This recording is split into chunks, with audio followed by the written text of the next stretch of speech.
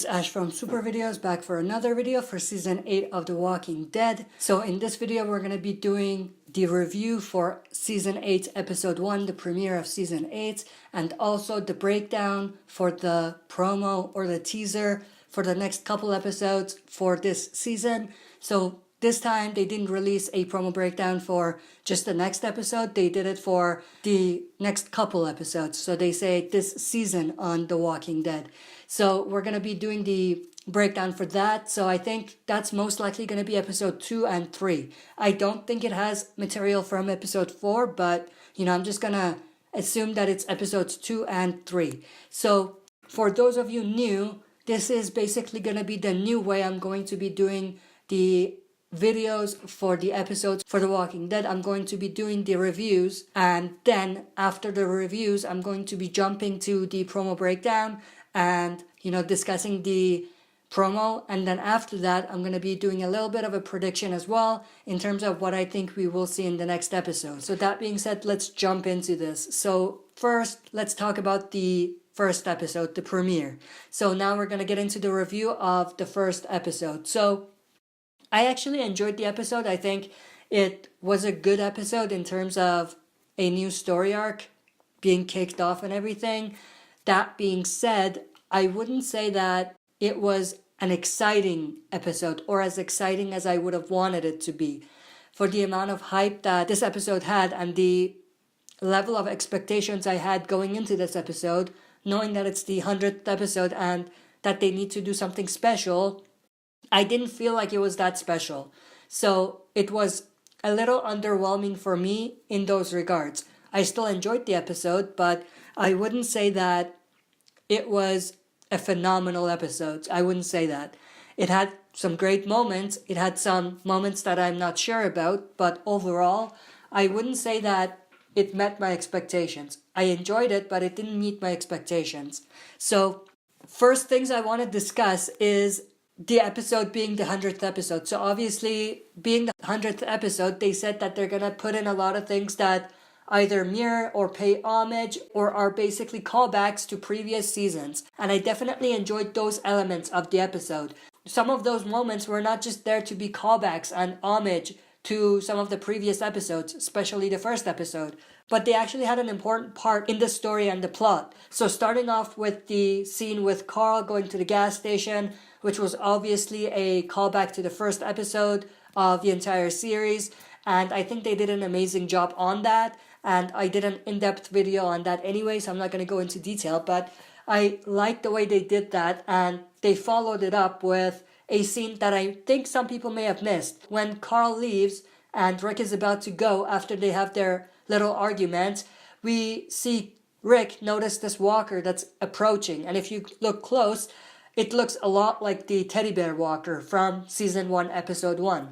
So I think that was another callback that may have been missed, but there were other callbacks that weren't just there to be callbacks. So when Rick shows up and he confronts Negan and the Saviors, we have two pretty cool scenes that, reflect something that happened in the first episode of season 7, 701. The first one, Rick says, "Don't make me have to count."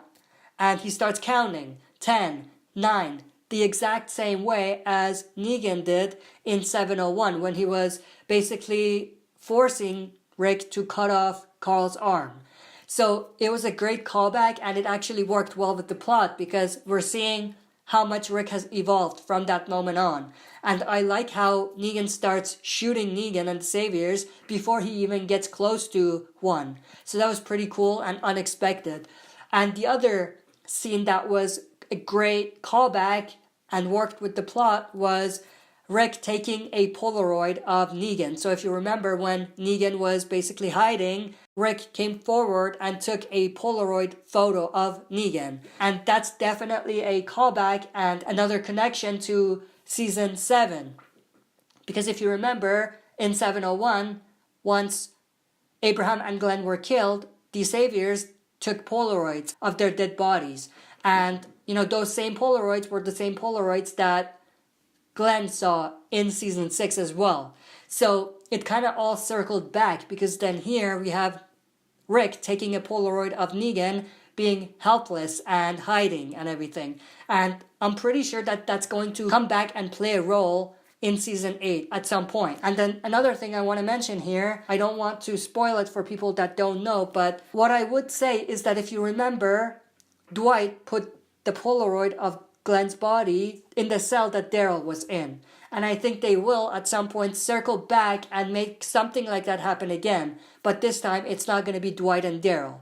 That's all I'm going to say. For comic readers, you know exactly what I'm talking about. But I think that was pretty cool the way they did that. And then another kind of cool callback that didn't really do a lot for the story, but it was pretty cool, is right at the end when Negan and Father Gabriel are basically stuck in that building, the camera pans up all the way.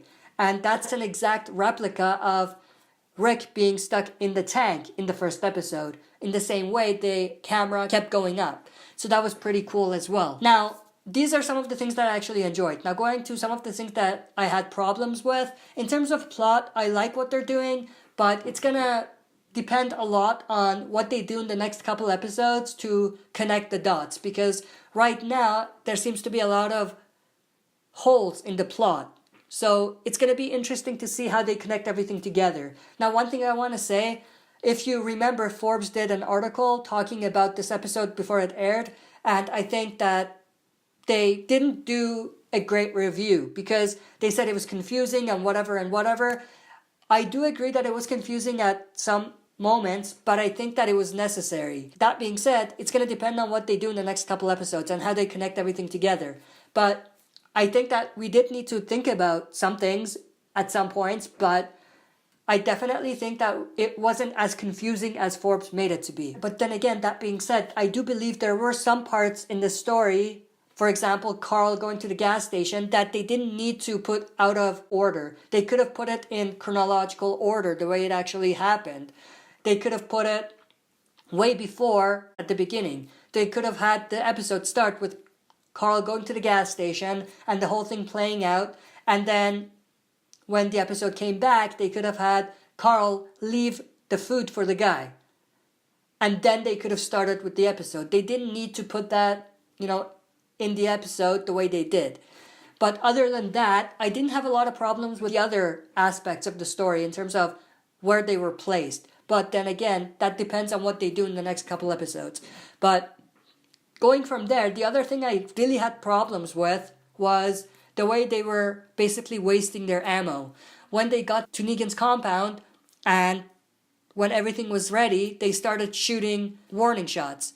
Everybody did, and they didn't just do one round, they did a couple of rounds. That's a lot of ammo being wasted. And in this time, when we're going to war, when Rick knows that this ammo is going to be important for them to have, I think that was a dumb decision for them to just do that and waste the bullets. And it didn't stop there. They shot more bullets when Negan and the Saviors went back to the sanctuary. And, they broke all the windows and everything, made a big scene. But at the end of the day, I don't see why that was necessary. The other thing I had a problem with was, didn't Negan go into the compound when Rick first started shooting? Then how did he end up outside with Father Gabriel? I just don't get that. But overall, like I said, I enjoyed the episode. And, it's going to be interesting to see how they connect the dots and make everything work out. Now, one other thing I want to say here before the review ends is the old man Rick scene. Obviously, as we anticipated, they didn't really say whether it was a real flash forward or whether it was a dream sequence. A lot of what they actually put in the actual old man Rick scene made it seem like it's definitely a flash forward, with them talking about the festival and, with Rick and Judith going out and everything. So I think that's definitely up in the air right now. They could make it a flash forward, but at the same time, they could make it be a dream sequence. We're definitely going to need to wait and see. Two problems I had with this was the scenery looked terrible. When Rick went outside, it just looked terrible. It looked super fake. I just had that big problem with that. The other thing, why was Michonne so much younger than Rick? That's the other thing I had a problem with. But, like I said, overall, I liked the episode. I enjoyed it. It was a little underwhelming, but I enjoyed it. And it's going to be interesting to see how they piece everything together for the next couple episodes. That being said, let's jump into the promo breakdown. So the promo starts with this shot of Rick with his rifle approaching the camera and Daryl obviously in the background riding away with the motorcycle. Season on AMC's The Walking Dead. So just like I said before, this is not the promo for the next episode only. It's the next couple episodes. We don't know how many, but it's definitely the next couple episodes, not just episode 2. So then we have this shot of Carol and Ezekiel is in the background there and they're in the woods. Nothing really to say about that. They're most likely waiting by one of Negan's outposts, just about to attack. And then we have this shot of Jesus and Tara. They're again in one of the outposts. Then we have Negan here. Now this looks like it's inside the sanctuary, so it looks like Father Gabriel and Negan actually survived and ran away from wherever they were stuck in. Now I don't know whether Father Gabriel is here or not, but Negan is definitely here and it seems like he survived, that he ran away and he's inside the sanctuary. He looks super angry, but it looks like he's actually inside the sanctuary. Then we have this shot of Jerry and a couple other Kingdom members, obviously Ezekiel in the front. We have Maggie and Enid back at the hilltop from the walls in the back. We know this is the hilltop. So Maggie and Enid most likely go back to the hilltop and go there to defend the place instead of helping Rick and the others attack Negan's outposts. We have this shot of Daryl riding the bike. We have Ezekiel here, and I think this is back at the Kingdom. And he doesn't look very happy. I don't know what happened, but he doesn't look very happy. Come this far. Our first victory will allow our second. Our second will deliver our third. So we have Ezekiel making another speech telling the others that, they have won once, which is obviously back at the sanctuary, and that they're gonna win again and again and again. So he's basically motivating them. We will lose not one of our ranks. Again, back to him motivating the soldiers and everything. Now this looks to be directed towards Carol, so I'm wondering whether Carol said something or wasn't sure about something. That's why Ezekiel had to give this kind of motivational speech. Then we have Daryl, Rick, and some other members storming another outpost. Those guns get to the sanctuary, they can free up an exit. So this is interesting because Rick is basically saying something about some weapons and he doesn't want those weapons to get into the hands of the saviors. I'm assuming those are the same exact weapons that were at the junkyard. So I'm assuming that, they're talking about the weapons that they gave Jadis and the other scavengers. And they don't want those weapons to get in the hands of the saviors because that could be bad for them. So they might have a plan to go get those weapons as well. Then again, here we have another outpost, it seems like, being attacked. We have a job to do. We're not here for revenge.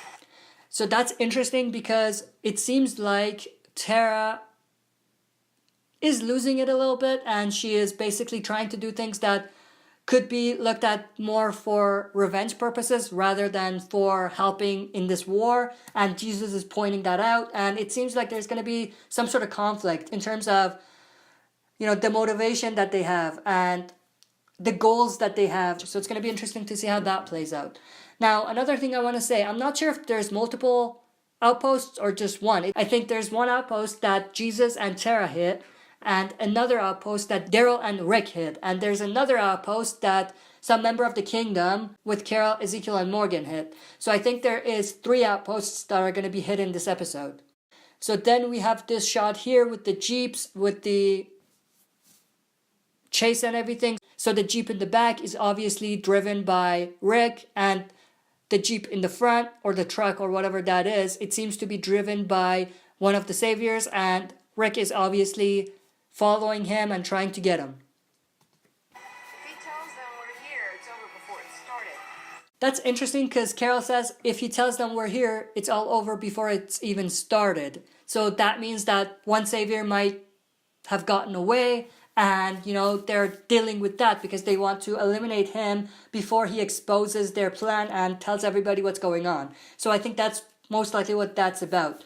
And we have a couple shots of them attacking some of these outposts, and then this shot of Morgan at the gates killing some walkers. We have this shot, which is inside another outpost, and I think this is most likely the same outpost as Simon's outpost. So that's the same outpost that they hit the very first time. That's the outpost that's dealing with the hilltop. That's the outpost that they stormed and killed all of the saviors in their sleep back in season 6. So I think this is the exact same outpost. We have this shot of Shiva here, surrounded by some walkers. It's going to be interesting to see whether it's going to be the end of Shiva here or whether she's going to survive. We have a crash with Daryl, so that's going to be interesting to see, what that's all about. But it seems like he is going to get in trouble somehow because he's crashing and everything. And then we have Negan saying, we need to win it all. And he is, again, back at the same desk he was sitting in, inside the sanctuary, it seemed like. And I'm pretty sure that he's talking to Father Gabriel. So it's going to be interesting to see, how that plays out and everything. But in terms of a breakdown, that's basically the breakdown. Now for prediction, what I'm predicting is that we're going to see the survivors hit a few of these outposts, and we're going to see Negan and the Saviors being stuck at the sanctuary with the walkers surrounding them. But that's basically it for my prediction. I think that's most likely what we're going to see in this episode. That's it for this video. See you next time for another super video.